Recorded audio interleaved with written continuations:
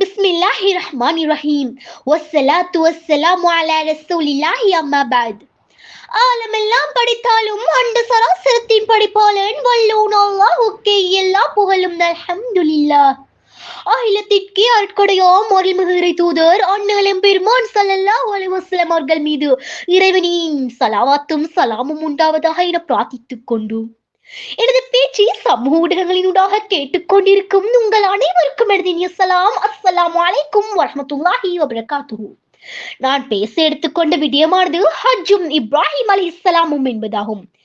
இஸ்லாத்தின் ஐம்பெரும் கடமைகளில் இறுதியானது ஹஜ் ஆகும். போதிய வசதியும் உடல் பலமும் உள்ள முஸ்லிம்கள் இதனை வாழ்வில் ஒரு முறையாவது நிறைவேற்றுவது கட்டாய கடமையாகும். ஹஜ் கடமையை நிறைவேற்றுவதற்கு தகுதி மற்றும் தகைமை பெற்ற ஒருவர் அதனை நிறைவேற்றாமல் இருப்பது பாவமாகும். இக்கடமையின் சிறப்புகளையும் முக்கியத்துவத்தையும் அல்லாஹ் தனது மகத்துவமான அல் குர்ஆனில் பின்வருமாறு கூறுகின்றான்.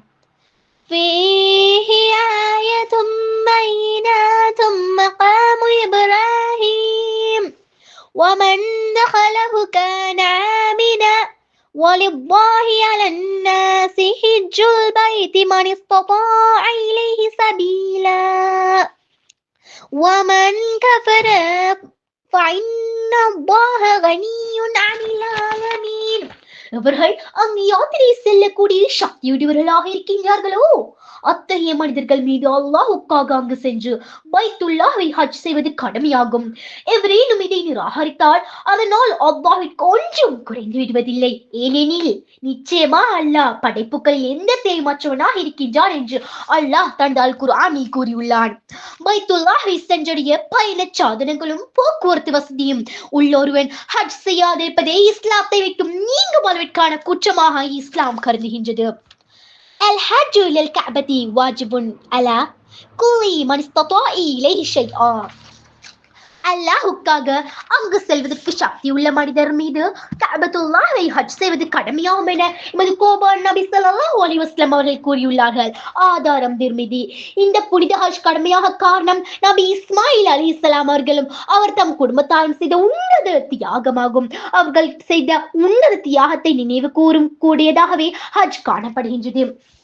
நபி இப்ராஹிம் அலைஹிஸ்ஸலாம் அவர்கள் உலகில் தோன்றிய நபிமார்களில் முக்கியமான ஒருவராவார். கிறிஸ்துவுக்கு முன் 21ஆம் நூற்றாண்டில் ஈராக் நாட்டில் உர் எனும் ஊரில் ஆசர் என்பவருக்கு மகனாக பிறந்தார். இவர் தந்தையான ஆசர் சிலை வடிப்பவராகவும் சிலை வணக்கத்தில் ஈடுபடுபவராகவும் இருந்தார். இளமையிலேயே கூறி புத்தியுடைய இப்ராஹிம் நபி ஸல்லல்லாஹு அலைஹி வஸல்லம் அவர்கள் தனது தந்தையினதும் பொதுமக்களிடம் வழிபாட்டு முறை தவறானது என்று எடுத்து காட்டினார். ஆனால் அதனை எவரும் ஏற்றுக்கொள்ளவில்லை. மாறாக இப்ராஹிம் நபியை தீக்குண்டத்தில் எறிந்து கொலை செய்ய தீர்மானித்தனர். எனினும் அல்லாஹ்வின் கட்டளை கேட்ப அந்த தீக்குண்டமோ சாந்தி அளிக்கும் குளிராக மாறி இப்ராஹிம் அலைஹிஸ்ஸலாம் அவர்களது உயிரையும் உடலையும் காத்தது. பின்னர் இவர் எகிப்துக்கு ஹிஜ்ரத் செய்தார். இவருக்கும் இவர் மனைவி ஹாஜருக்கும் இஸ்மாயில் என்ற குழந்தை பிறந்தது. எகிப்தில் இருந்த போது மக்காவுக்கு செல்லுமாறும் அங்கு ஹாஜரையும் குழந்தை இஸ்மாயிலையும் விட்டு செல்லுமாறும் அல்லாஹ் கட்டளை பிறப்பித்தான். அதற்கமைய எகிப்திலிருந்து வெளியேறி மக்கள் குடியிருக்காத அந்த பாலை நிலத்தில் தாயையும் குழந்தையையும் விட்டுவிட்டு இவர்கள் இருவரின் நலனுக்காகவும் அல்லாஹ்விடம் பிரார்த்தனை செய்தவராக இப்ராஹிம் அலைஹிஸ்ஸலாம் அவர்கள் வெளியேறினார்கள். மக்காவில் குழந்தையுடன் தனியே விடப்பட்ட ஹாஜர் தம் கொண்டு வந்த உணவும் நீரும் தீர்ந்த பின்னர் குழந்தை பசியால் அளவே நீர் தேடி அலைந்தார்கள். இதன் போது சஃபா மலை குன்றிலிருந்து மர்வாவுக்கும் மர்வாவிலிருந்து சஃபாவுக்கும் மாறி மாறி சென்ற போதும் அங்கு மனிதர்களையோ நீரையோ காணவில்லை. அவ்வேளை ஜிப்ரில் அலைஹிஸ்ஸலாம் அவர்கள் அங்கு தோன்றி குழந்தையின் காலடியில் ஜம்சம் நீரூற்றி ஏற்படுத்தினார்கள். குழந்தையை பார்க்க வந்த ஹாஜர் நீரூற்றை கண்டு மகிழ்வடைந்தார். ஊற்றை சுற்றி அணை அமைத்தார். நீரை கையால் அள்ளி அள்ளி தானும் குடித்து குழந்தைக்கு மதனை பறிக்கினார். மக்காவில் வணிக பயணத்தை மேற்கொண்டிருந்த ஜுர்ஹும் கோத்திரத்தார் நீர் தேடி அலைந்தனர். பறவைகள் வட்டமிடுவதை குறியாக கொண்டு ஜம்சம் பக்கம் நெருங்கினர். நீரூற்றை கண்ட போது நீரை பெற அனுமதி கோர ஹாஜர் அனுமதித்தார். இதனால் அங்கு குடியிருப்பொன்று உதயமானது. இஸ்மாயில் அலைஹிஸ்ஸலாம் அவர்களிடம் இக்கோத்திரத்தினர் அரபு மொழியை கற்றுக்கொண்டனர். இவ்வாறு வாழும் காலகட்டத்தில் தான் இப்ராஹிம் அலைஹிஸ்ஸலாம் அவர்கள் தனது மகனை குர்பானி செய்ய கனவு கண்டார்கள். மக்காவுக்கு வந்து தனது மகனை மினாவின் பக்கம் அழைத்து சென்று தாம் கண்ட கனவை கூறி மகனின் விருப்பத்தை கேட்டார்கள். உங்களுக்கு இடப்பட்ட கட்டளைப்படியே நீங்கள் செய்யுங்கள் தந்தையே என்று மகன் இஸ்மாயில் கூறினார்கள். மகனை குர்பான் செய்ய முன் வந்தார்கள். அல்லாஹ் அதனை விரும்பவில்லை. அதற்காக தான் அருமை மகனான இஸ்மாயிலை காடுகள் நிறைந்த மலைப்பகுதிக்கு அழைத்து சென்று குர்பானி கொடுக்க கத்தியா எடுத்து வெட்டலானார்கள். ஆனால் கத்தியோ வெட்டவில்லை. கத்தி எடுத்து ஒரு பாறை ஒன்று மீது தூக்கி எறிந்தார்கள். அப்பாறை இரண்டாக பிளந்து ஆடு ஒன்று வெளியே வந்தது. அல்லாஹ்வின் கட்டளை கேட்ப அந்த ஆட்டை பயிட்டு குர்பானி கொடுத்தார்கள். அவர்கள் அன்று செய்ததையே இன்று ஒவ்வொரு வருடமும் ஹஜ் பெருநாள் திருத்தன்று நாம் செய்கின்றோம். இதற்கு சில ஆண்டுகளுக்கு பின்னால் இப்ராஹிம் அலைஹிஸ்ஸலாம் அவர்கள் மகனுடன் சேர்ந்து கஅபத்துல்லாவை கட்டியெழுப்பும் பணியில் ஈடுபட்டார்கள். கஅபாவின் சுவர்கள் மேலெழுந்த போது ஒரு கல்லில் ஏறிய நின்று அதனை பூர்ணப்படுத்தினார்கள். அந்த கல்லில் இப்ராஹிம் அலைஹிஸ்ஸலாம் அவர்களின் இரு பாதச்சுவடுகளும் பதிந்திருந்தன. அது மகாம் இப்ராஹிம் என அழைக்கப்படுகின்றது. இதன் பின்னர் மக்களை ஹஜ்ஜுக்கு அழைக்குமாறு அல்லாஹ் கட்டளையிட்டார். ஹஜ் கடமையில் இப்ராஹிம் அலைஹிஸ்ஸலாம் அவர்களின் குடும்பம் செய்த தியாகம் நினைவூட்டப்படுகின்றது. இந்த ஹஜ் கடமையை நிறைவேற்றுவதால் அதனை நிறைவேற்றுபவரது பாவங்கள் மன்னிக்கப்படுகின்றன.